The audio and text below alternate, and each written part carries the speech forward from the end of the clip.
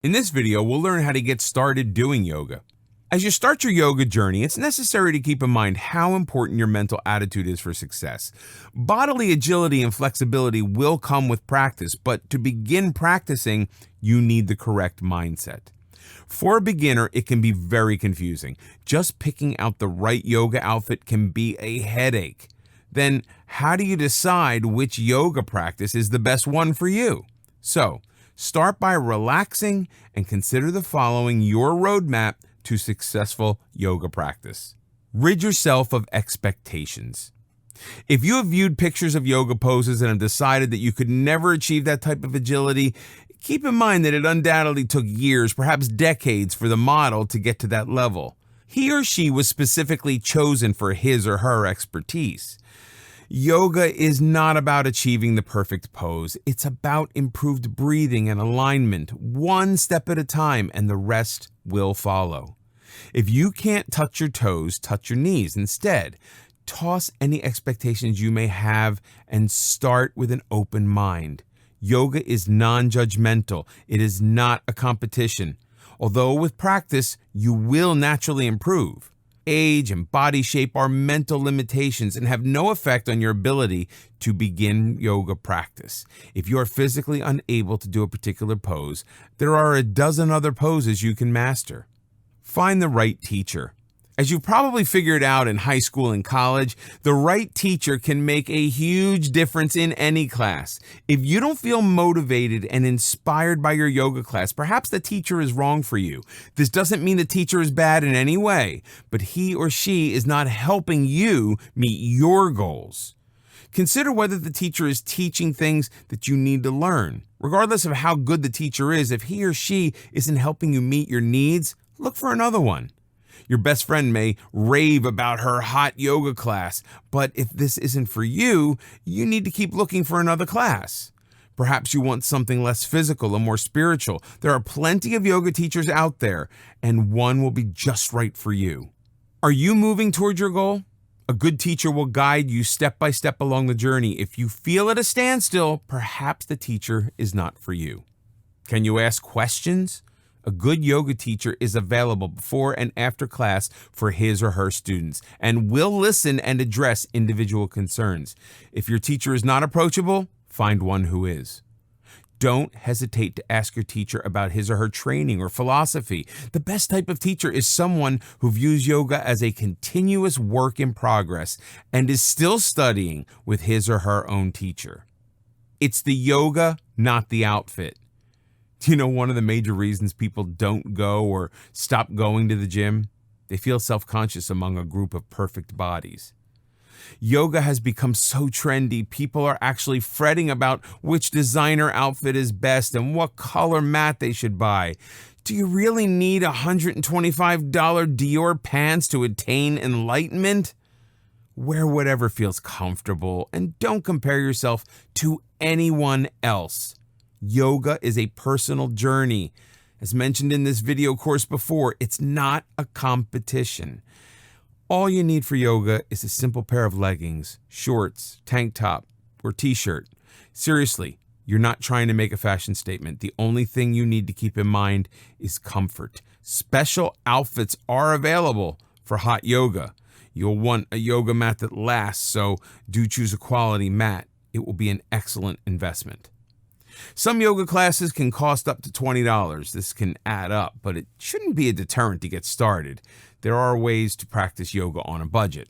The local YMCA, gyms, and some community centers frequently offer yoga classes at low rates. During warm weather, yoga groups may meet at local parks.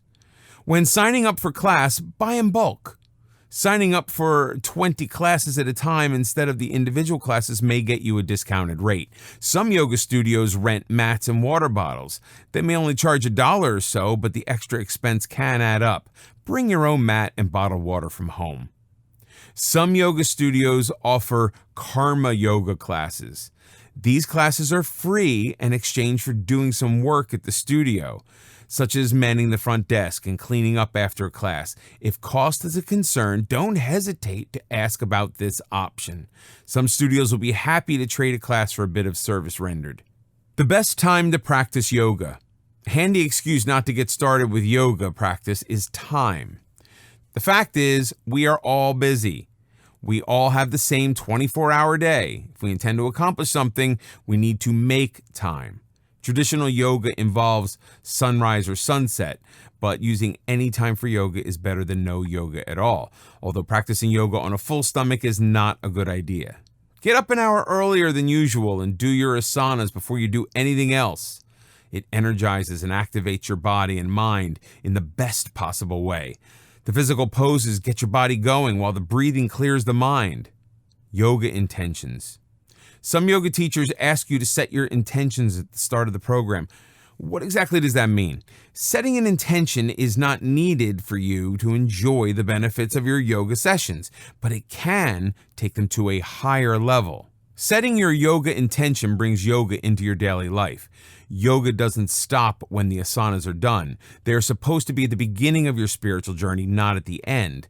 Yoga was originally developed as a spiritual quest. The rest simply followed. Intentions clarify your purpose in practicing yoga. It focuses on a personal quality that you wish to improve or enhance. Perhaps you hope for greater patience, awareness, or compassion toward others. Maybe you wish to let go of past hurts. Make that real in your mind. Your intentions are the bridge between your poses and the rest of your life. Yoga's not like walking out of the gym and forgetting about it until the next class. The mental practice should be part of your daily life.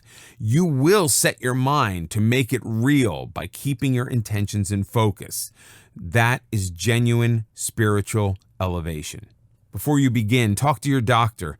It's true that anyone can practice yoga. However, you should discuss any possible limitations with your doctor before getting started. This won't prevent you from doing yoga, but it might simply limit a few movements to prevent injury. Your doctor might also have some ideas about which type of yoga is best for you. Having a doctor who is knowledgeable and supportive of yoga is a tremendous asset. Slow and easy does it. If yoga is a new experience for you, it is natural to be excited and jump right in. But the goal of yoga is not who can do the most poses in the least amount of time. Yoga is a slow and deliberate process. Each session should be devoted to making poses easier. Work at your own level of comfort. It cannot be stressed enough that yoga is non-competitive. If certain poses are more difficult than others, simply practice them more until they become easier. There's no time limit for mastering yoga poses. When poses become easier, go a bit beyond your comfort zone to reach the next level, but never to the point of physical discomfort. Begin at your own starting point. Joining a new yoga class where everyone else seems to know what they are doing can be intimidating, but that is the case when you begin any new endeavor. Regardless of anyone else, you are your own starting point. It is entirely irrelevant that everyone else is able to balance on one leg for 60 seconds while you keep tipping over. Instead of fretting, enjoy the progress as you keep improving. Savor who you are every step along the way. Self-acceptance is the essence of enlightenment. The spiritual side of yoga encourages compassion. Start with yourself.